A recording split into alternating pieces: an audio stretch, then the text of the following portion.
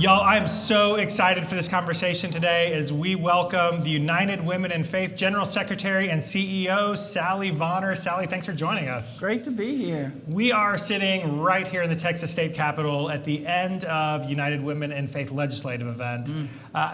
First of all, what's it been like? You're from Texas. What's it like coming home to this event that you participated in before you were big and famous? Wow, it's dynamic.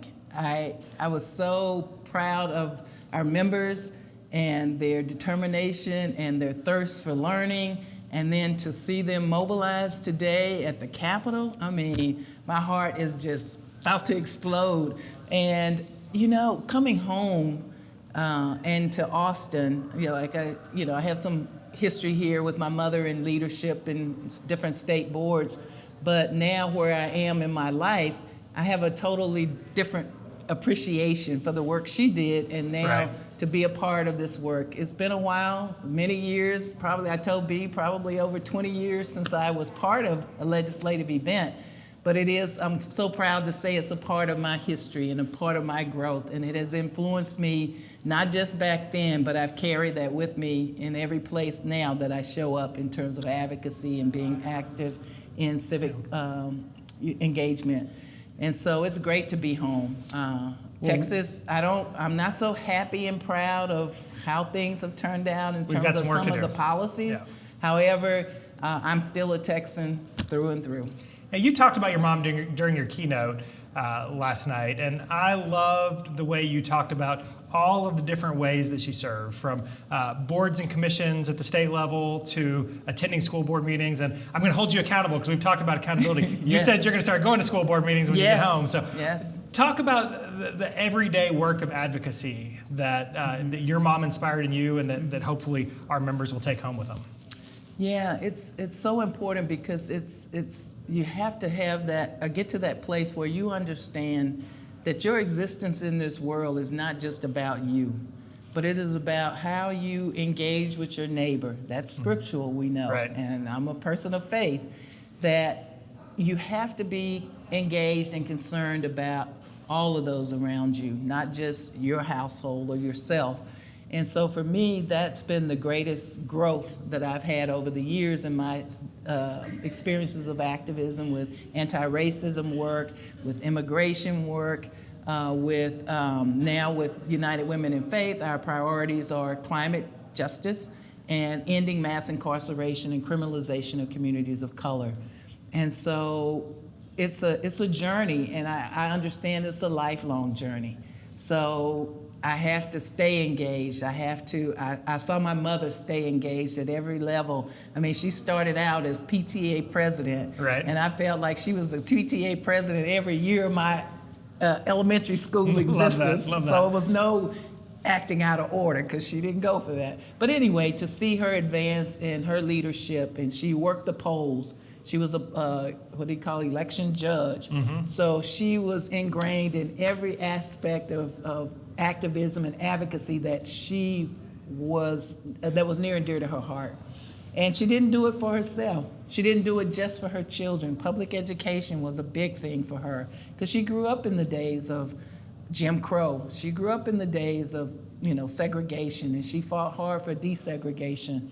I'm just curious now, if she were alive, what she'd be thinking about what's, some of the policy decisions that have happened here. Right. But for me, it's understanding it's a lifelong journey, and that these changes, you have to keep pecking at them, keep knocking on these doors, keep lifting up our voices to bring about the change that we know should be for all of our neighbors, for the good of all of us in our communities. Many of our listeners have not participated in United Women in Faith legislative event, and maybe they can all join us next year, right? Sure. But walk us through what this event has been like. So this is day 3, and I think a lot of the pictures on social media and a lot of the focus will be on legislative visits that happen today. Yes. But these attendees have really locked in for 3 days now, learning about issues. Talk to us some about just the event in general and what stood out to you over the first 2 days, some of the issues they talked about. Wow, that's a hard one because there was so much, I love the education piece and how we, talked about the issues and learned some I got some understanding of kind of what's underneath the iceberg, so to speak, you Right. know. And then there were, plenary conversations of talking about how you operate within the whole policy and legislative process, Right. and the importance of that. And then the affirmation through all of that, once we kind of got to the end with that, we were experts. Yeah. And that we are at a place of 99, almost 99%, we're other everyday people who don't engage in these kind of conversations. So that's the value that I walk away with, that you leave here understanding how important, that these aren't just like, oh, I went to the poll and I voted. You need to understand what that vote really represents from the local level, school board level, city council, county, all the way to the state and national level. And that you have to be informed so that you're making the right choices and decisions, not because you just like somebody's name on that ballot or just Right. because it's a woman. Yep. That you have to be clear about what position do they stand on. And I don't care what level voting you're doing. And for me, particularly at the national level, that is really important. What Right. what are they really going to do? What is their platform? What is that they really want to do on behalf of the American people? Because that's Right. where their focus should be. So, and that should be at every level of our civic and legislative engagement. Right. There was a really energetic speaker, a very handsome podcast host who was presenting during the conference that did say what, I got a laugh from the producer back there, look at that, who did talk about the fact that if you're at this event, and I would argue if you're listening to this podcast, you are an expert, right? You know Yes. more than 99% of the people in your community who aren't engaging in these issues. What do you hope people who are listening, what do you hope people who attended this conference will do when they go home to share that expertise and that wealth of knowledge that they have? Well, as you know, in my speech last night, I encouraged our women to leave here and identify at least 3 people, especially first timers here. I remember one of I was nervous, when in my first legislative event, and I had to come over to the Capitol, but I wasn't alone. But some Right. of these brave sisters had to go into those offices by themselves. And so we are here to encourage one another.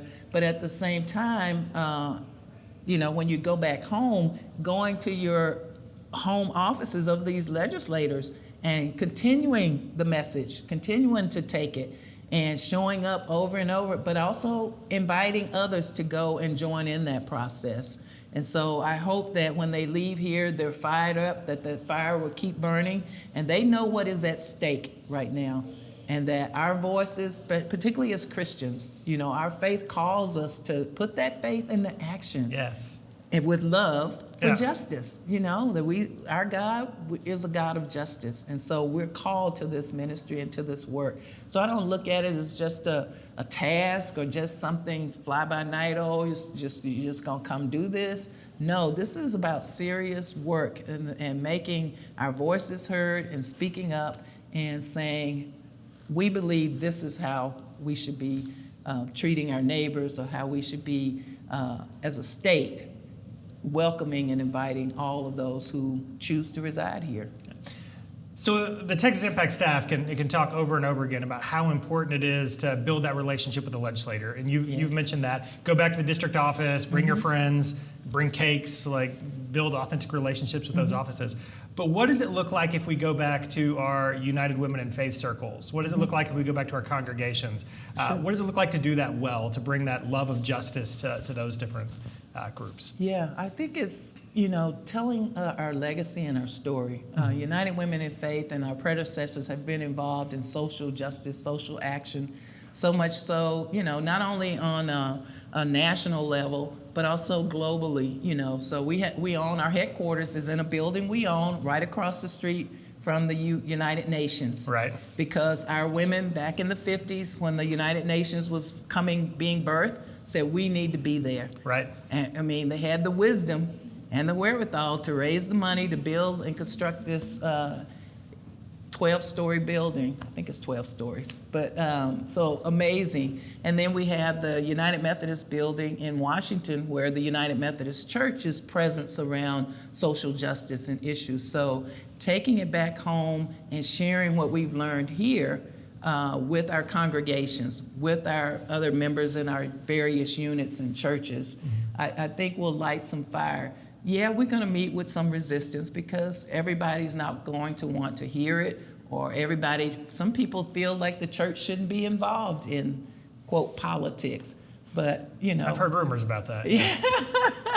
But when you look at I always think about Jesus going into the temple, and when the priests and others were there selling, the doves for sacrifices and all of that, and he just ripped up the tables, It's like, no, this is a house of prayer, and you're not treating it with the respect and the reverence that it should. So I think our faith, that when we step out in that faith, that God has our back, because I believe that whenever you're on the side of justice, God's with you. Yeah.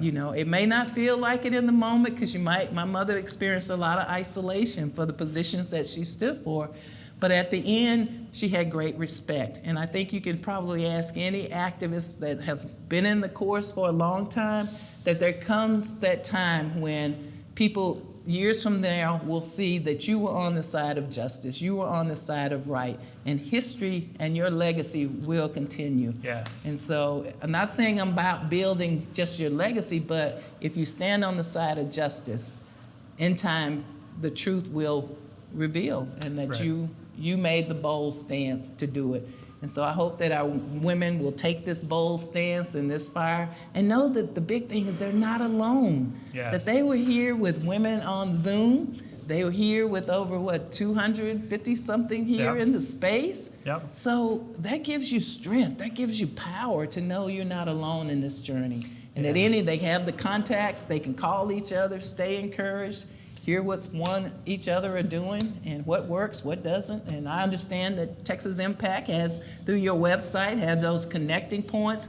And I know, and I heard here, that many of them stay with those connecting points. So all is good. And that's been one of the themes throughout this event is people have been struggling with how challenging the news can be. But there's been such hope in this space with people connecting and feeling like they're doing this together. And, and that has been inspiring for me too. You did mention some of the UWF priorities. You want to talk any more about what you all are working on in the justice sphere? Sure. We right now are focusing on, like I said, climate justice and ending mass incarceration, criminalization of communities of color. And with the climate justice, our campaign is Just Energy for All. And so we're really focusing on how the impact of climate change how it's really impacted communities of color, and how it's impacted women and children. And we're trying to reduce greenhouse gas emissions. Because many of these plants and recycling and all of these waste facilities are usually in communities of color. And so the emissions of that greenhouse gas is causing elevated asthma in children in those communities, or other health problems. Some places it's cancer, so we have to be mindful of that, again, about the neighbors, and so that's kind of our focus of how these greenhouse emissions are impacting women, children, and youth in this country.